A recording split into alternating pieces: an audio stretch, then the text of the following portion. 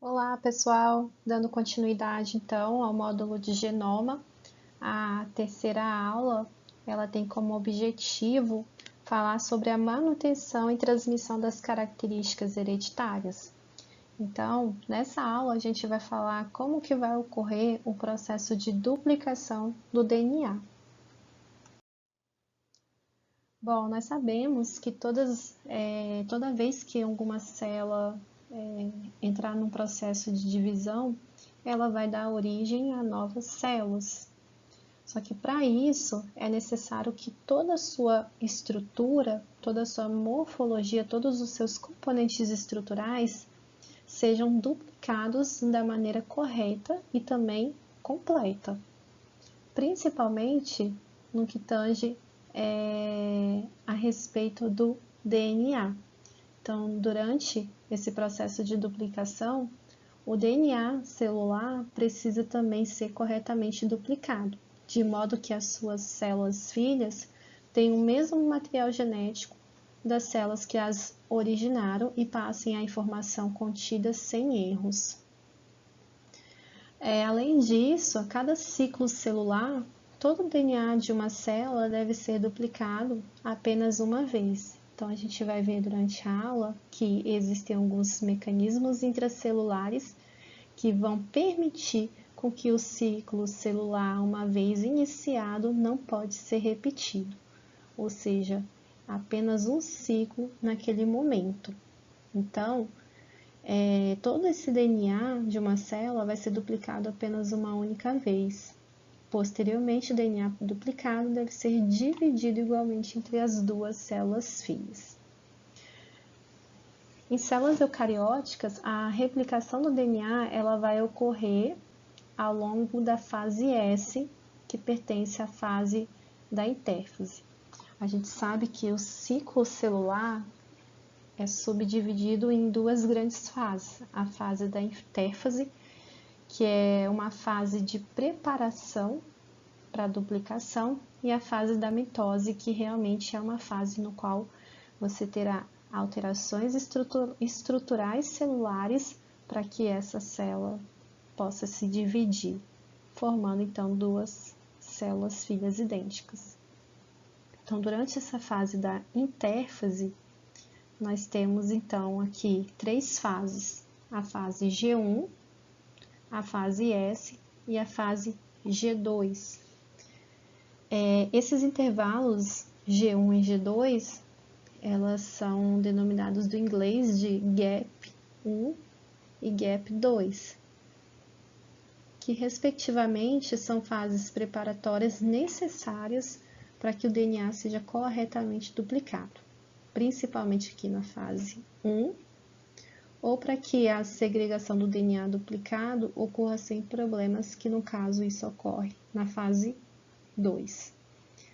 E na fase S, nós temos justamente uma fase no qual irá ocorrer o processo de duplicação desse DNA, ou seja, a síntese de uma nova molécula de DNA, que a gente vai falar nos slides mais adiante. Bom, gente, nós sabemos que o DNA ele é o repositório de informação genética na grande maioria dos seres vivos, e por isso é necessário que essa molécula ela seja capaz de se autoduplicar a fim de conservar a informação genética para os eventos de mitose e meiose. Assim, cópias fiéis do DNA são transmitidas para as suas células filhas e as informações genéticas elas são preservadas para a próxima geração. Foi proposto 3 modelos básicos para a replicação do DNA pela comunidade científica. Nós temos o modelo conservativo, o semiconservativo e o dispersivo. Como temos que ser bem diretos, nós vamos falar praticamente do modelo no qual acontece a replicação do DNA em células eucarióticas, que é o modelo semiconservativo. Ele é caracterizado justamente pelo processo de replicação do DNA, onde as duas fitas de DNA se desconectam uma da outra e cada uma vai servir de modelo para a síntese de uma nova fita complementar, tendo como resultado, então, duas moléculas de DNA com uma fita original e uma fita nova. Então, eu tenho a minha fita de DNA original, ela irá se desenrolar, e cada fita dessa será realizado uma nova cópia, tá vendo? Formando, então, duas aqui fitas, duas moléculas de DNA, uma com uma fita original e a outra como uma cópia. Aqui, mesma coisa, uma fita original e uma cópia. Esse modelo de duplicação semiconservativo determinava, então, que cada fita do DNA serviria de molde para a síntese de uma nova hélice. Nesse mecanismo, a fita dupla seria desenrolada e a nova fita seria produzida por meio da incorporação de nucleotídeos contendo bases complementares à fita molde. Pessoal, a cada divisão da célula é fundamental que o DNA seja replicado corretamente. Para que isso aconteça, é essencial que todo o genoma seja replicado e que o processo ocorra apenas uma vez em cada divisão celular.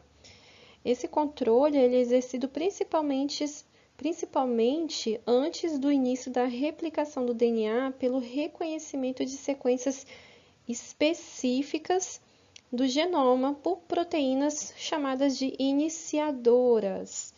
Essa interação vai estabelecer as famosas origens de replicação, determinando então quando, onde e como a replicação do DNA será iniciada.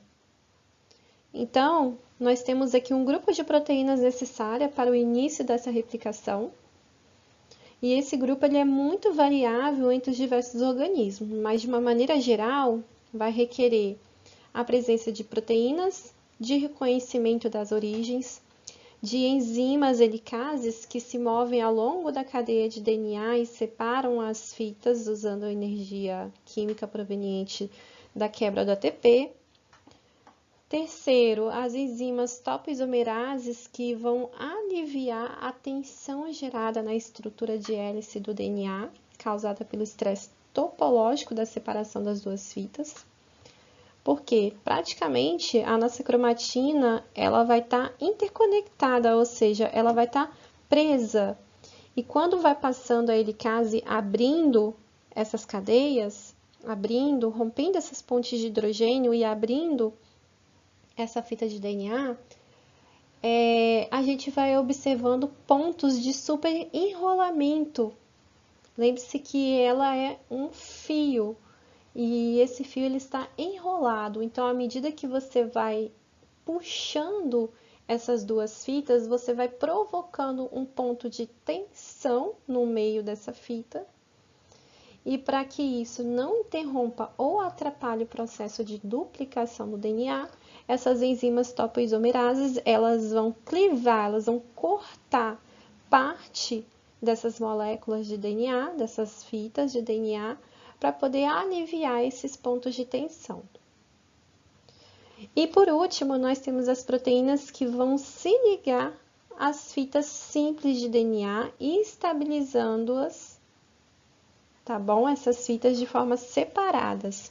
Então, basicamente, para a gente conseguir entender esse processo de duplicação, a gente vai falar de uma forma bem geral essas 4 fases, começando então com as proteínas de reconhecimento das origens, tá?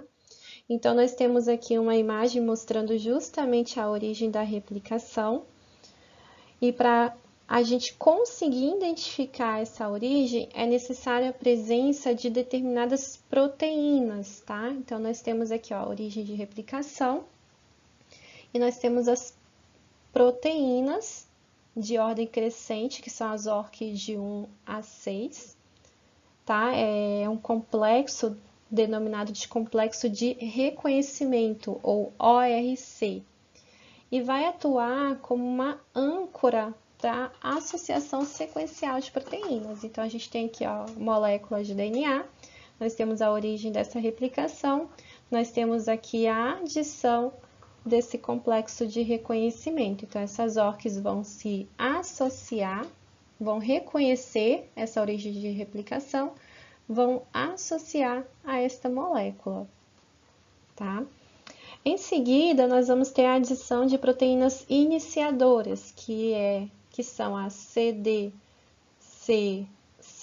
e a CDT1, que vão se ligar formando um complexo ao redor da fita, como se fosse um anel. Então, olha só, nós temos aqui a origem da replicação, a adição do complexo de reconhecimento, que é essas ORCs de 1 a 6, em seguida, a adição de proteínas iniciadoras, e essas proteínas iniciadoras vão se ligar nesses locais de origem de replicação, tá? E vão atrair outras proteínas, chamada MCM2A7, ou seja, vão recrutar, né, outras proteínas, formando então esse complexo ao redor da fita como se fosse um anel, tá? Então, nós temos aqui, ó, complexo 1 e o complexo 2. Em seguida, essas proteínas chamadas, né, CDC6 e CDT1, que são proteínas iniciadoras, elas serão fosforiladas e removidas da região nuclear, justamente para impedir com que novos pontos de origem de replicação sejam formados, para garantir que essa molécula de DNA ela entre em processo de replicação apenas uma única vez durante aquele momento, tá? Então, elas são fosforiladas e removidas dessa região nuclear, tá? Em seguida, um outro ponto aqui que eu também esqueci de falar com vocês é que quando forma esse complexo MCM, a gente passa então a denominar essa molécula de DNA de complexo pré-replicativo ou pré-RC, tá bom? Em seguida, ou seja, quando essas proteínas iniciadoras elas saem, tá bom? Eu vou ter, então, aqui a presença de novas proteínas. E essas novas proteínas, elas vão iniciar o processo de replicação. Então, elas vão se ligar ao pré-RC, nas origens de replicação, formando um novo complexo, que agora é o complexo de pré-iniciação, ou pré-IC, tá? Quem são essas proteínas adicionais? Nós temos aqui duas, a CDC45 e a GINS, além também de outras proteínas acessórias, tá? Mas essas daqui, elas são recrutadas de início, tá bom? Em seguida, nós temos aqui esses membros da CDC45 e GINS interagindo com esse complexo MCM, tá vendo? E qual a importância da formação desses complexos? É justamente atuar como uma âncora para o DNA polimerase, ou seja, uma enzima que vai se acoplar a essa região para dar início à formação de novos nucleotídeos aqui nessa região iniciadora, tá? Esse complexo GINS, ele é formado por 4 proteínas, que no caso é PSF1, PSF2, PSF3 e a SLD5. E elas vão atuar como uma helicase, ou seja, elas vão abrir a molécula de DNA. E aí, em seguida, eu deixo, então, essa região, esse sítio, né, em aberto, para que as enzimas chamadas DNA polimerases sejam recrutadas e aí passe a, então, formar uma nova fita de DNA, que aí é uma fase chamada de síntese do DNA. Gente, Após o reconhecimento daquelas origens de replicação que nós falamos no slide anterior, seguida pela formação do pré-RC, pré-IC, essas duas fitas elas são replicadas. E, primeiramente, isso vai requerer a separação contínua dessas duas fitas de DNA à medida que essas novas cadeias de DNA são sintetizadas. A região de separação das fitas é denominada de forquilha de replicação, que é formado como se fosse um Y, tá? Então, essa região é chamada de forquilha de replicação. E ela vai se mover continuamente em direção à região do DNA daquela fita dupla que ainda não entrou pelo processo de replicação. Além das enzimas que efetivamente realizam a replicação do DNA, são as DNAs polimerases, várias outras também são recrutadas nessa forquilha de replicação, formando então um replissomo, uma maquinaria responsável por duplicar o material genético. Mas observem que, à medida que essas fitas elas são separadas nessa forquilha de replicação por uma enzima chamada helicase, tá? À frente dessa forquilha, essa molécula de DNA ela vai ficar cada vez mais enovelada. As hélices elas vão ficar cada vez mais apertadas à medida que a forquilha vai separando essas duas fitas, tá?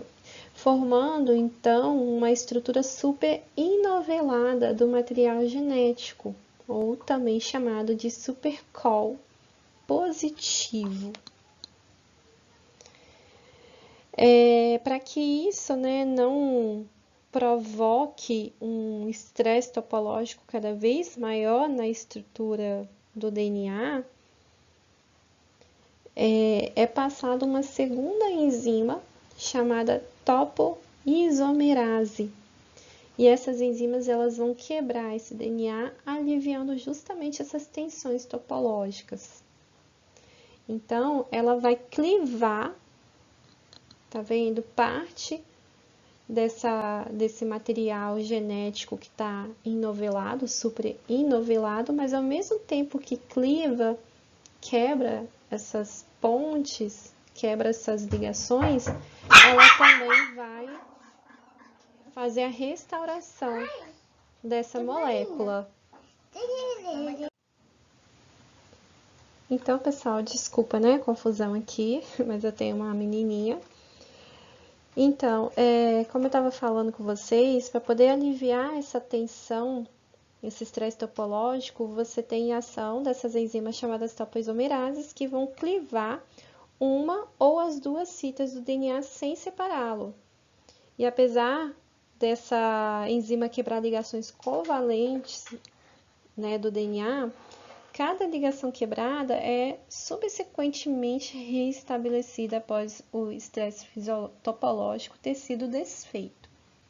Tá? Então, nós temos aqui a ação da helicase e aqui o super enovelamento dessa molécula de DNA e a ação das topoisomerase 2, fazendo a clivagem dessas moléculas e aliviando esses pontos de estresse topológico. Então, pessoal, agora nós vamos entender como que vai ocorrer o processo de replicação do DNA. Então, nós temos aqui uma molécula de DNA, lembrando que ela é formada por duas fitas. E, primeiramente, a gente precisa fazer com que essas fitas elas sejam separadas. Para isso, existe uma enzima chamada helicase, que irá passar entre essas duas fitas, rompendo as pontes de hidrogênio entre as bases nitrogenadas, separando então essas duas fitas. Um outro ponto importante é que o processo de replicação ela vai se dar na direção 5,3. Só que nós temos duas fitas, sendo que essas fitas elas irão acompanhar o sentido antiparalelo em relação à fita molde, que no caso são as fitas parentais, ou seja, são aquelas que servirão de molde para uma nova fita de DNA.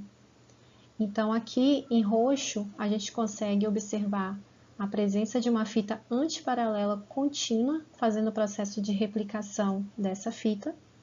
E nós temos aqui, do outro lado, uma fita descontínua, ou seja, existem brechas entre essa nova fita duplicada, e essas brechas, elas são denominadas de fragmentos de Okazaki, que foi um cientista japonês que descobriu essas brechas, então o nomeou de fragmentos de Okazaki. Outros pontos também importantes é que, antes de iniciar o processo de duplicação, é necessário a presença de um iniciador, ou também denominado de primer. Em organismos procarióticos, esse primer ele é formado justamente por uma enzima denominada primase.